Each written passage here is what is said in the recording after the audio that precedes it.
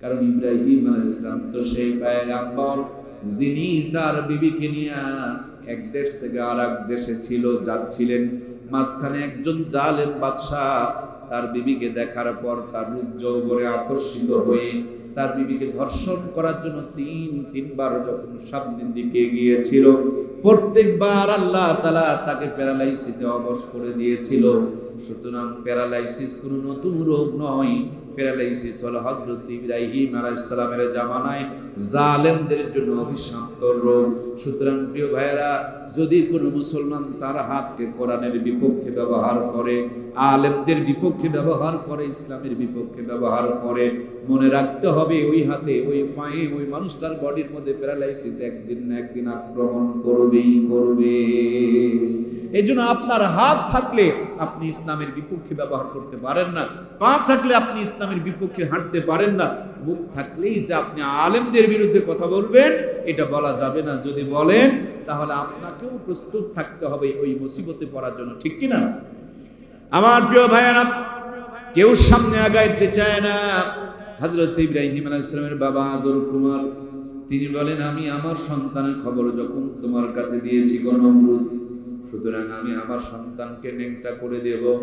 পায়জামার ফিতায় ধরে হযরত ইব্রাহিম আলাইহিস সালামের আব্বা যখন টান দিয়েছেন, আল্লাহর পয়গম্বর আসমানের দিকে মুখ করে আল্লাহকে ডাকতে বলে, মালিক, দুনিয়ার বেঈমানেরা আমার ইজ্জত দেখবে, তাতে আমার কোনো আপত্তি নেই, কিন্তু আমি তাকিয়ে দেখি টোটাল কুল কায়নাত আমার দিকে তাকিয়ে আছে। এত মাখলুকাতের সামনে তুমি তোমার হাবিবকে, তোমার খলিলকে, তোমার বন্ধুরে কেমনে নেংটা করবা? আমার ইজ্জতের জিম্মাদারি তোমার কুদরতি হাতে দিয়ে দিলাম।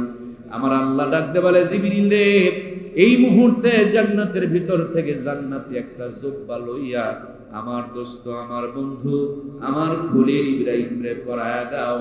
কারণ জুব্বা এমন একটা পোশাক, পায়জামা লুঙ্গি খুলে নিলেও নেংটা বানানো যায়, এটা জান্নাতি পোশাক। এই জন্য জুব্বাওয়ালাদেরকে জাহান্নামীরা দেখতে পারে। গান গায়ে মনে বড় জালারে পাঞ্জাবিওয়ালা আর কি পাকা ধানত মই দিছে, কথা বোঝা যাচ্ছে? এটা জান্নাতি পোশাক। এই জন্য এই দুনিয়াতে জাহান্নামী মানুষেরা এই জান্নাতি পোশাকওয়ালাদেরকে দেখতে পারে। মুসারু তাসারু মাদারু গাজারু দেখে ওর জ্বলে না, ওর জ্বলে দাড়িও আর টুপিওয়ালা দেখে। অথচ উচিত ছিল সেও একজন দাড়িওয়ালা টুপিওয়ালা হবে, কারণ সেও মুসলমান, তার দাড়ি আর টুপিওয়ালা হওয়ার দরকার আছে না নাই? হয় না তো হয় না, বরঞ্চ দাড়িওয়ালা টুপিওয়ালা দেখে তার জ্বলে, বুঝতে হবে সে আবু জেহেলের জ্বলে পড়ে আছে, ঠিক কিনা? আল্লাহ দাড়ি টুপিকে মহব্বত করার আমাদের তৌফিক দান করুক, বলুন আমিন। জুব্বা নিয়ে যদি আমরা আলোচনা করি লম্বা সময় চলে যাবে। জুব্বা হলো জান্নাতি পোশাক, জুব্বা হলো নবীদের পোশাক, জুব্বা হলো আল্লাহর প্রিয় মাহবুবদের পোশাক। লিবাসুত তাকওয়ার কথা বলা হয়। দেখবেন একজন মানুষ জুব্বা পরে পার্কে গিয়া কোনো মেয়ের সাথে নষ্টামি করতে পারে না। একজন জুব্বা মানুষ জুব্বা পরে দাঁড়িয়ে থেকে কি প্রসাব করতে পারে? একজন জুব্বাওয়ালা মানুষ সিনেমার হলে কি ঢুকতে পারে? জুব্বা খারাপ মনে করিয়েন না, কারণ জুব্বা এমন একটা সাইনবোর্ড, এমন একটা সার্টিফিকেট। এই জুব্বা থাকার কারণে, এই জুব্বার কারণে, জুব্বার সংকোচের কারণে মানুষ অনেক গুনাহ থেকে বেঁচে যায়, ঠিক কিনা? একজন জুব্বাওয়ালা মানুষ জুব্বা পরে দাঁড়িয়ে তার বিড়ি খেতে পারে না, দাঁড়িয়ে প্রসাব করতে পারে না, পার্কে ঢুকতে পারে না, সিনেমায় ঢুকতে পারে না। সুতরাং লিবাসুত তাকওয়া এটা আপনাকে অনেক গুনার কাছ থেকে বাঁচায় দেয়। সুতরাং সামনে আমার প্রিয় ভাইরা যারা বসা, যাদের মোটামুটি বয়স হয়ে গিয়েছে, এখন থেকে একটু সুন্নতি পোশাকগুলো কি পরা যায় না ভাই? অবশ্যই আমাদেরকে পড়তে হবে। আল্লাহ তৌফিক দান করুন, বলুন আমিন। খেয়াল করে দেখবেন আমাদের মোবাইলে নেটওয়ার্ক থাকে, কোনার মধ্যে দেখবেন নেটওয়ার্কের খুঁটি থাকে, 1 খুঁটি 2 খুঁটি 3 খুঁটি, আছে না নাই? মাঝে মাঝে নীল হয়ে যায়। যার জিন্দেগিতে সুন্নত নাই তার নেটওয়ার্কটা নীল, সে সুন্নতের নেটওয়ার্কের ভিতরেই নাই। মাথায় টুপি 1 খুঁটি নেটওয়ার্ক, মুখে সুন্নতের দাড়ি 2 খুঁটি নেটওয়ার্ক, গায়ে সুন্নতি পোশাক 3 খুঁটি নেটওয়ার্ক। যতটা জীবনে সুন্নত থাকবে নবীর সাথে আপনার সম্পর্কটা তত কাছে থাকবে। সুবহানাল্লাহ বলেন। এজন্য প্রিয় ভাইয়েরা আমার, আমরা আলোচনা করছিলাম আল্লাহর পয়গম্বর হযরত ইব্রাহিমকে আগুনে ফেলার জন্য শয়তান বুদ্ধি দিলেন, নেংটা করো, কিন্তু ইব্রাহিম আলাইহিস সালামের বাবা ন্যাংটা করতে গিয়েও যখন ন্যাংটা করতে পারলেন না, এক পর্যায়ে শয়তান দ্বিতীয় পরামর্শ দিল, চতুর্দিকে 40,000 নারী পুরুষকে জেনা করতে লাগায়া দাও। ইব্রাহিম আলাইহিস সালামকে আগুনে ফেলানোর জন্য শয়তানের পরামর্শ অনুযায়ী নমরুদের হুকুম পেয়ে 40,000 নারী পুরুষ যখন জেনায় লিপ্ত হয়ে গেল, ওই জেনাকারিনী মহিলাদেরকে সহজে যেন মানুষ চিনতে পারে, রাষ্ট্রীয়ভাবে যেন মূল্যায়ন করতে পারে, এই জন্য তাদের কপালের মধ্যে একটা করে লাল টিপ দেওয়া ছিল। আমাদের মুসলমানের অনেক মা বোন এখন জানে না, তারা নিজেরা অনেক সময় সন্তানকে কপালের মধ্যে টিপ পরায় দেয়। এটা মুসলমানের পোশাক নয়, এটা মুসলমানের চরিত্রের অভ্যাস নয়, এটা হলো ইব্রাহিম আলাইহিস সালাম অর্থাৎ মুসলমানের বিপক্ষে, আল্লাহর পয়গম্বরের বিপক্ষে যারা ছিল তাদের পরিচয়। আল্লাহ তাআলা এই জাতীয় গুনাহগুলো থেকে এলাকার মাবুদগুলোকে হেফাজত করুক, আমরা পড়ি আমিন। সম্মানিত প্রিয় ভাইয়েরা আমার, আল্লাহর পয়গম্বর একা হয়ে গেলেন, চরখির মধ্যে উঠতে শুরু করে দিল, তিনি আগুনের মধ্যে এখন পড়তেছেন। এমন মুহূর্তে জিবরাইল আলাইহিস সালাম সামনে হাজির হয়ে গেলেন, এসে ডাকতে বললেন, নবীজি গো, আপনি যদি অনুমতি দেন, আল্লাহর কাছ থেকে আমি পারমিশন নিয়েছি, টোটাল অগ্নিকুণ্ডকে মুহূর্তের মধ্যে নিভায়া দেওয়া হবে। আল্লাহর পয়গম্বর বললেন, আমি যে আল্লাহর কারণে আগুনে জ্বলছি, সরাসরি তার ডাইরেক্ট সাহায্য চাই, কোন মাধ্যম দিয়ে আমার সাহায্যের দরকার নাই। আগুনের তাপে কেবল পশমের মাথাগুলো বেঁকা হয়ে আসতেছে, এই মুহূর্তে আমার আল্লাহ তাআলা কুদরতি করে যায়, জোশ চলে এসেছে। আমার আল্লাহ তাআলা ঘোষণা করে দিয়েছেন, কুল্না ইয়া নারু কুনি বারদাও ওয়া সালামান আলা ইব্রাহিম। আকে লুৎফে খেসেরা বা খলিলাস নারে রাগুন জারে কত সুয়ে মুখস মিকে তেরাম দা খাতা ফশায়ে কার উসকি ফায়ত সাখতা আকে আদা রাবে দুনিয়া দর কুশিদ না করা আজ সঙ্গ খারা বর কুশিদ সোয়ে নায়ে কাদের কাইয়ুমে কদ দর কুফে দাউদ আহিম মুমে কট। জোরে বলুন মারহাবা। আল্লাহ তাআলা বলেন, আগুন আমার বন্ধুর জন্য জান্নাতের বাগান হয়ে যাও, এয়ার কন্ডিশন হয়ে যাও, না শীত না গরম, এমন একটা পর্যায়ে হয়ে যাও। আল্লাহর পয়গম্বরের জন্য আগুন জান্নাতের বাগান হয়ে গেল। নমরুদ এক দৌড় দিয়া 3 তলার ছাদের উপরে চড়ছে, মনে মনে ভাবছে, ইব্রাহিম আলাইহিস সালাম তো আগুনের মধ্যে জ্বলবে, আমি একটু মজা করে তাকায় তাকায় দেখব। সেখান থেকে তাকায় দেখে সর্বনাশ, পড়ে নাই, ওই আগুনের ভিতরেও বসে বসে জান্নাতের ফল খায়।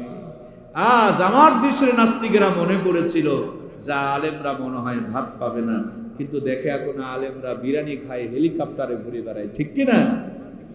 প্রিয় ভাইয়েরা আমার, আগুনের ভিতরে বসে বসে জান্নাতের ফল খাচ্ছে, এটা দেখে নমরুদের মেজাজ আরো খারাপ হয়ে গিয়েছে। নমরুদ ডাক দে বলে, আগুন তোমার কি জ্বালানোর ক্ষমতা নাই? আগুন আমার আল্লাহকে ডাক দে বলে, মালিক তুমি একটু দয়া করলে আমার জবানটা খুলে যায়। ইন্নামা আমরুহু ইদা আরাদা শাইআন আইয়াকুলা লাহু কুন ফায়াকুন। কাদের কুদরত দারি हर से खाही आकुनद मुर्दारा तू जाने बख्शद जिंदारा बेजा कुनद। ওগো আমার রব, তুমি একটু কুন বললেই ফায়াকুনের পর্যায়ে আমার জবানটা খুলে যায়, আমাকে তুমি হুকুম দাও, আমাকে জবানটা খুলে দাও, আমি একটু আগুনকে মানুষের মতন উত্তর দিতে চাই। আগুনের জবান খুলে গেল, আগুন মানুষের মতন ডাকতে বলে, আমার ক্ষমতা আছে কি নাই? ছাদের উপর থেকে কি বোঝা যায়?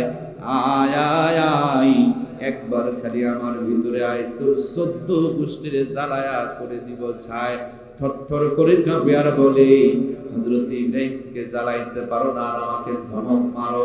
উনি বলেন, ধমকের কি দেখছো? একবার খালি আমার ভিতরে আসো, আমার ধারে কাছে আসো। আমার প্রিয় ভাইয়েরা, এই দুনিয়ার বুকে আমরা যারা মাতাব্বরি করছি, লাফালাফি করছি, লম্পজম্প করছি, আমাদের প্রত্যেক দিন কম করে হলো কবর 70 বার করে ডাকে, কথা বলুন ঠিক কিনা? আপনার আমার চাইতে অনেক বাহাদুর, অনেক প্রভাবশালী, অনেক শক্তিশালীরা কবরে চলে গেছে, হাড় সব মাটির সঙ্গে লয় হয়ে গিয়েছে। মনে করেন আজ থেকে 100 বছর আগে এই গ্রামে ছিল যারা, তারা কি আছে? 100 বছর পর এই গ্রামটা থাকবে, কিন্তু আমরা কেউ প্রাণপ্রিয় ভাইয়েরা আমার, আল্লাহর পয়গম্বর আগুনের ভিতরে মজার দুইটা ঘটনা ঘটে গিয়েছে। একটা প্রাণীর নাম হলো কাঁকলাস, ডাইন, খাটাস, রক্তচোষা, গিরগিটি।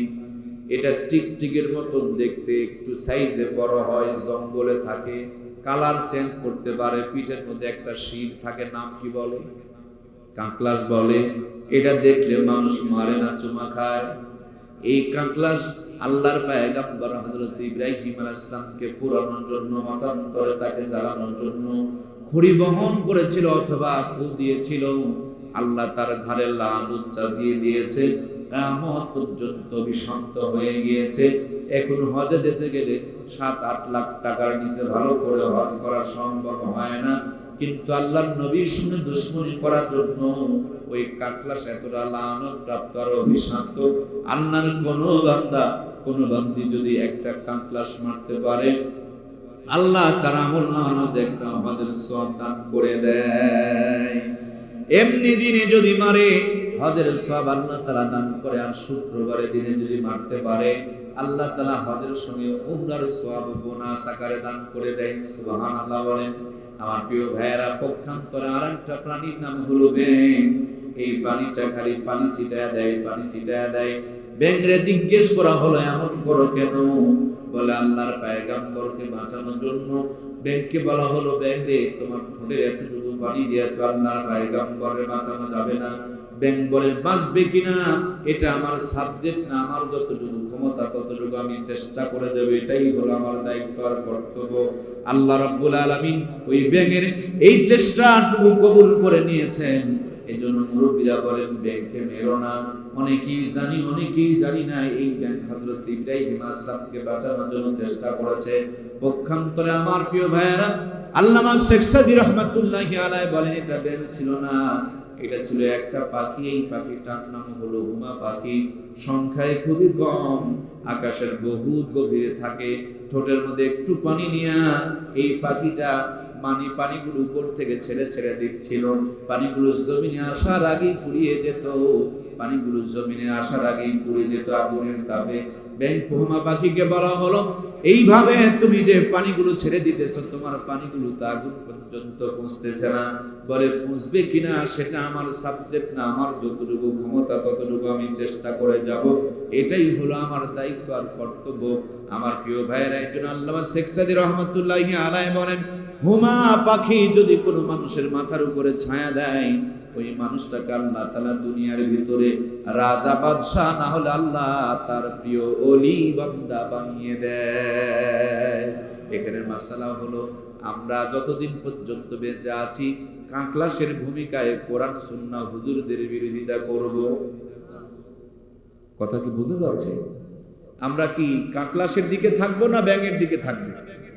কারা কারা ব্যাঙের ভূমিকায় থাকবো? দুইখানে হাত তুলে আমার আল্লাহকে দেখে লিল্লাহে তাকবীর। ব্যাঙের ভূমিকায় থাকতে রাজি আছেন তো ইনশাআল্লাহ? সামনের দিনে নির্বাচনের সময় কোরআনের পক্ষে যদি একটা ভোট দেওয়া লাগে আর অন্যদিকে যদি আর একটা ভোট আসে, ভোটটা সিলটা মারবেন কোরআনের বিপক্ষে, আর ব্যাঙের ভূমিকায় থাকা যাবে। বুঝলো না রে ভাই রে? কথা বুঝেননি? কোরআনের পক্ষে যদি সিল না মেরে, কোরআনের পক্ষে কোনো কিছু থাকে না আমাদের দেশে নির্বাচনের সময়? থাকে, কিন্তু আমাদের দেশে 90% মুসলমান থাকে। বলি যে আমরা কোরআনের পক্ষে, কিন্তু সিল মারি অন্য জায়গা। মানে আমরা মুখে যা বলি কাজে তা করি না, আর কাজে যা করি মুখে তা বলি না। মুনাফিক হওয়ার জন্য আর কি লাগে বলেন? এদেশে শতকরা 90% মুসলমানের দেশ।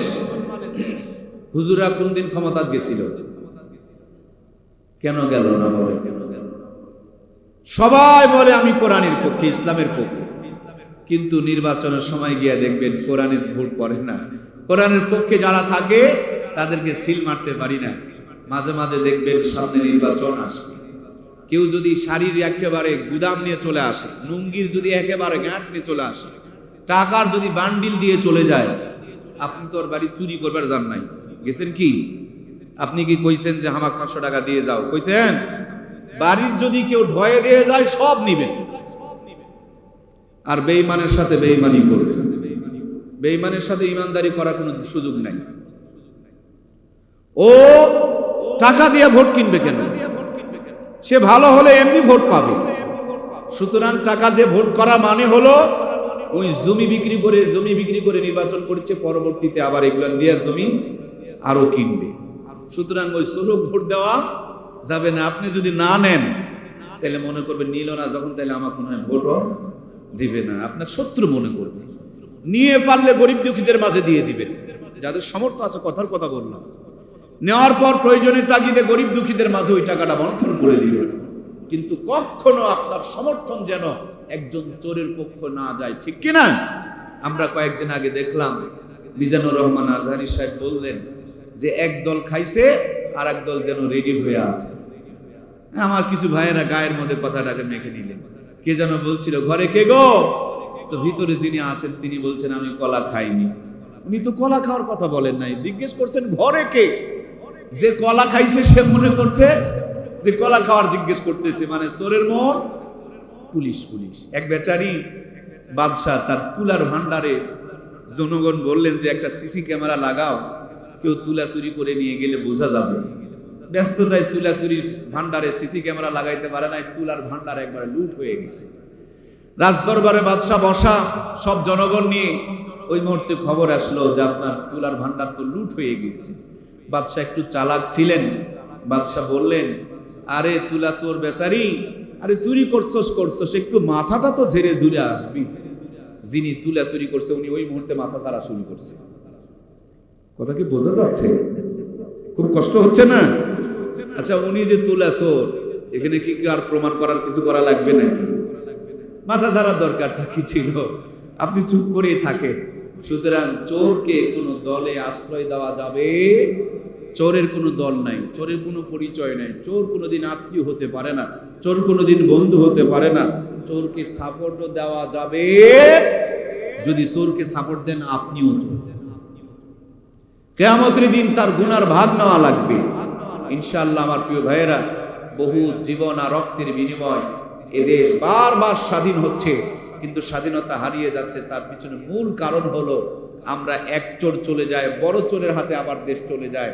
এজন্য আগামী দিনে দেশটা যেন কোনো চোরের হাতে না যায়, কোরআন সুন্নাহওয়ালাদের হাতে যেন যায়। এজন্য আমাদেরকে কি একটু চেষ্টা করা দরকার আছে না নাই? আমার পূর্বে সম্ভবত কোন আলোচনা করছিলেন, আমি খেয়াল করতে পারি নাই। মদিনাতে একজন লিডার ছিলেন, নামাজ রোজা হজ কালাম সব করতেন, কিন্তু নবীজির নেতৃত্ব মানতেন না, লিডারই মানতেন না, রাষ্ট্রপতি হিসেবে মানতেন না। লোকটার নাম ছিল আব্দুল্লাহ ইবনে উবাই ইবনে সুলুল। সে ছিল মুনাফিকের লিডার, আর তার জায়গা হবে জাহান্নামের সবচেয়ে নিচে।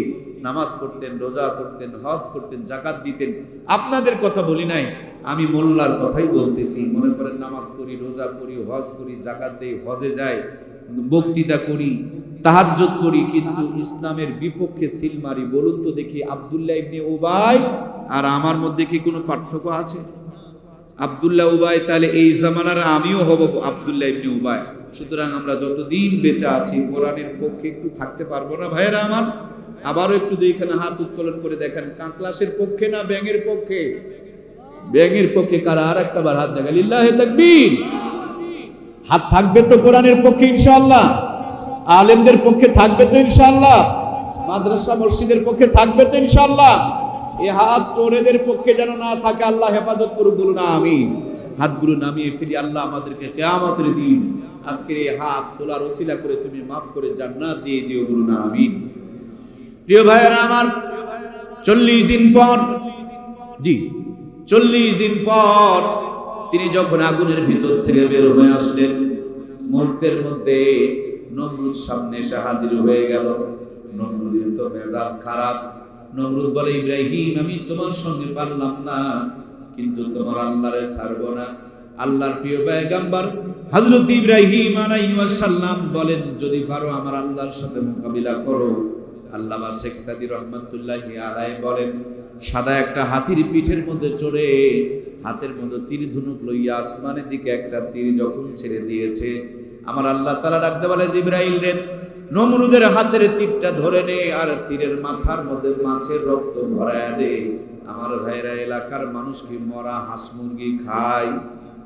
মরা মাছ মরা মাছ কেন খায়?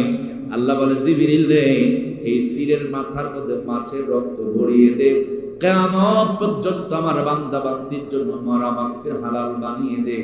তীরের মাথায় রক্ত ভরে তীরখানা যখন জমিনের মধ্যে ফিরে এসেছে, নমরুদ তো সমানে নাচতে শুরু করে দিয়েছে। মনে মনে ভাবছে, আল্লাহ তো মরে গেছে।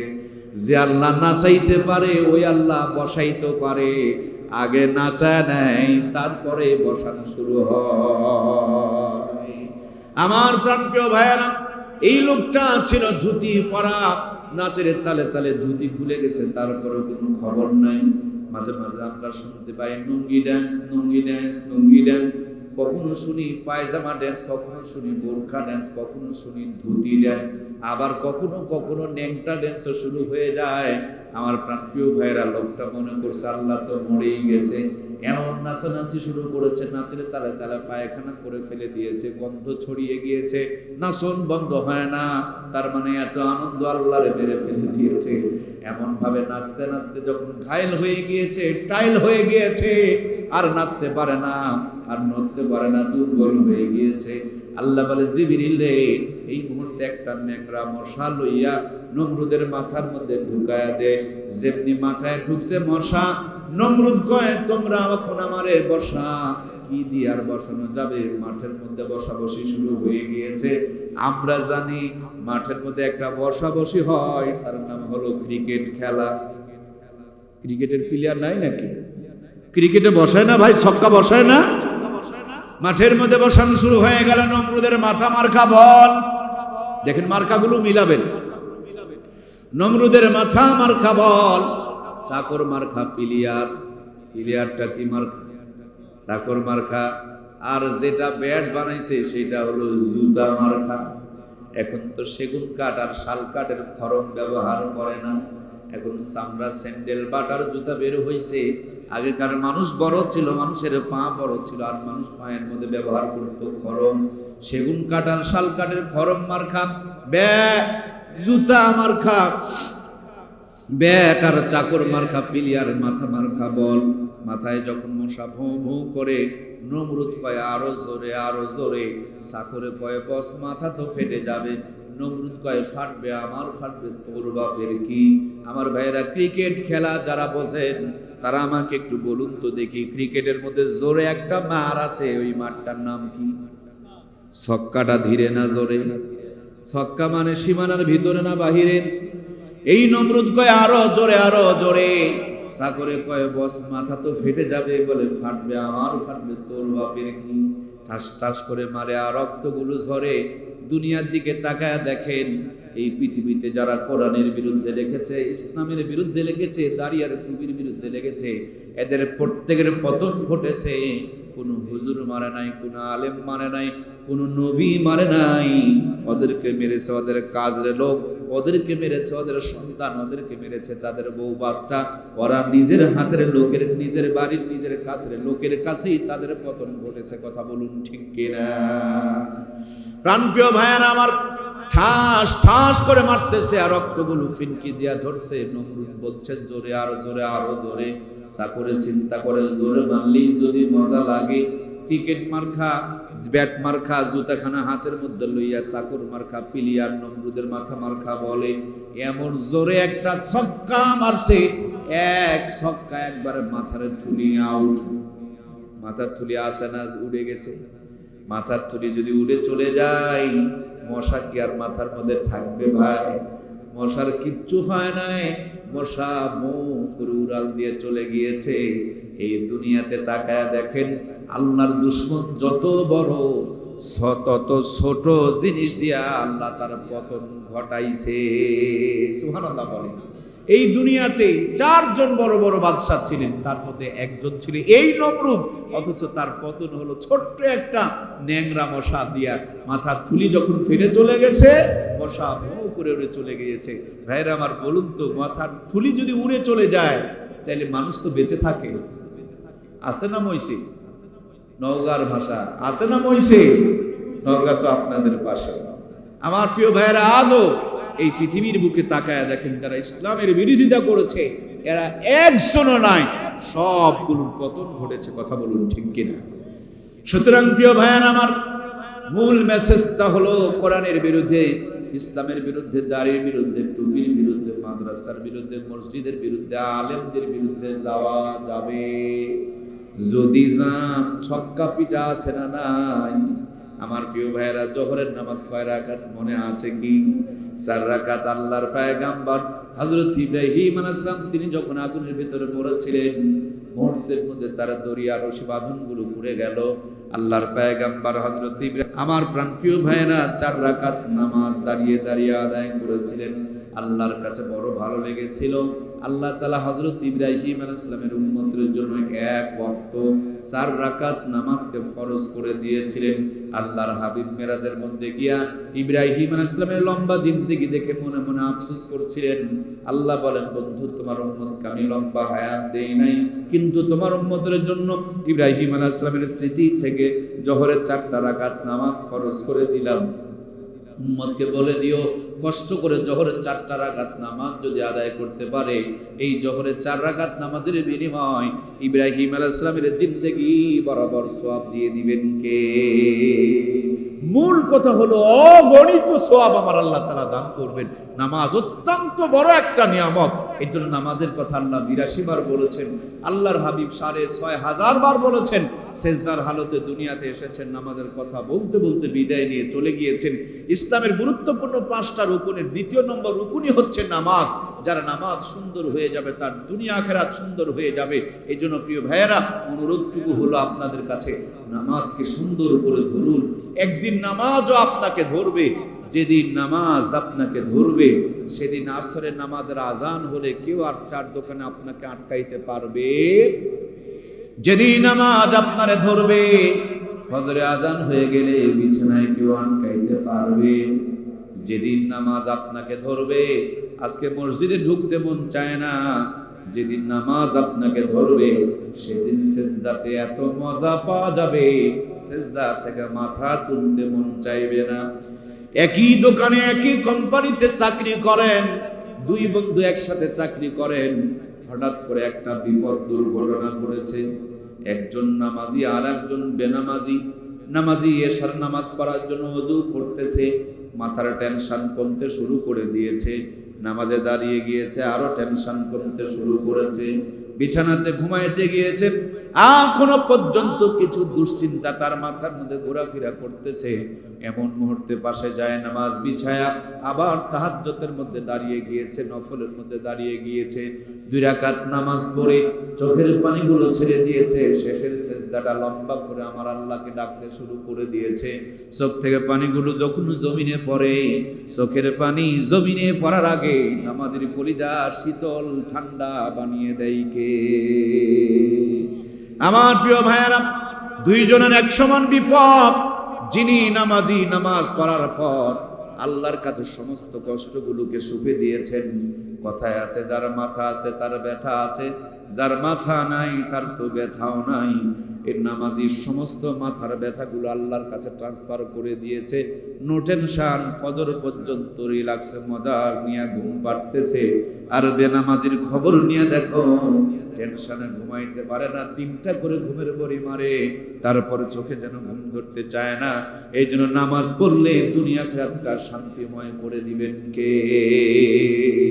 বিশ্বাস না হলে একজন নামাজির হার্ট, একজন নামাজির শরীর, একজন নামাজির প্রেশার সব কন্ট্রোলে থাকে। নামাজ পড়লে সব কিছুর মধ্যে আল্লাহ তাআলা একটা প্রশান্তি দান করে।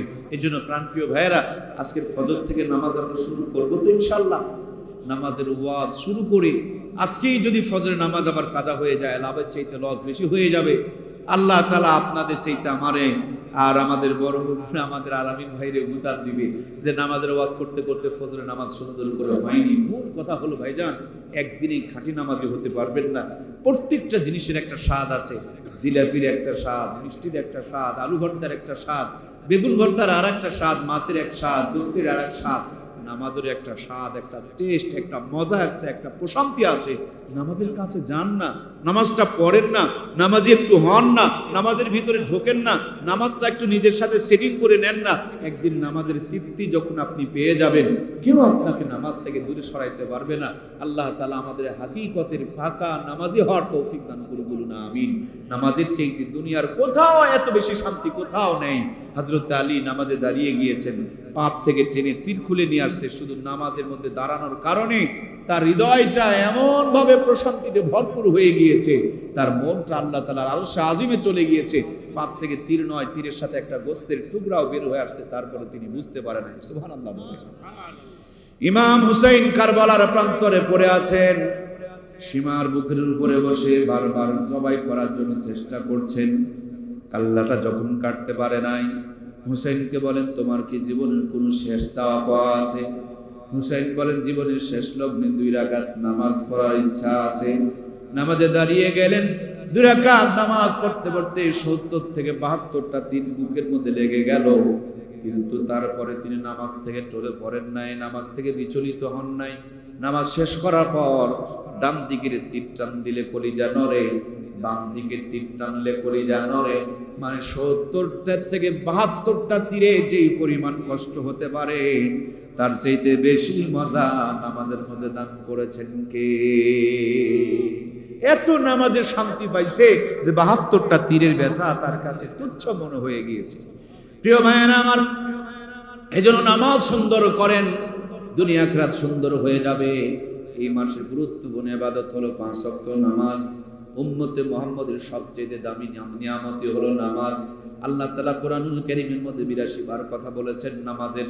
আল্লাহর হাবিব 6500 বার বলেছেন নামাজের কথা। একজন মানুষ অ্যান্টিবায়োটিক ঔষধ খেলে সব রোগ যেমন ভালো হয়ে যায়, একটা মানুষ যদি নামাজি হয়ে যায়, ওই মানুষটার পাতলা কাপড় পরে মার্কেটে গিয়ে ইজ্জত বের করে দেখাবে না, ওই মানুষটার কুকুরের মতন দাঁড়িয়ে প্রসাব করবে না।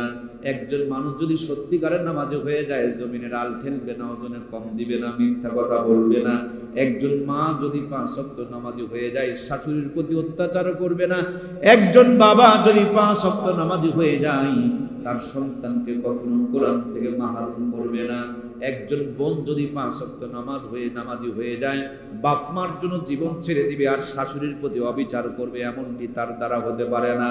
একজন খালাম্মা যদি 5 ওয়াক্ত নামাজি হয়ে যায়, জামাইয়ের জন্য দোয়া করবে কারণ বউয়ের কথা মতন চলে, আর ছেলের জন্য বরদোয়া করবে কারণ ছেলেও বউয়ের কথা মতন চলে।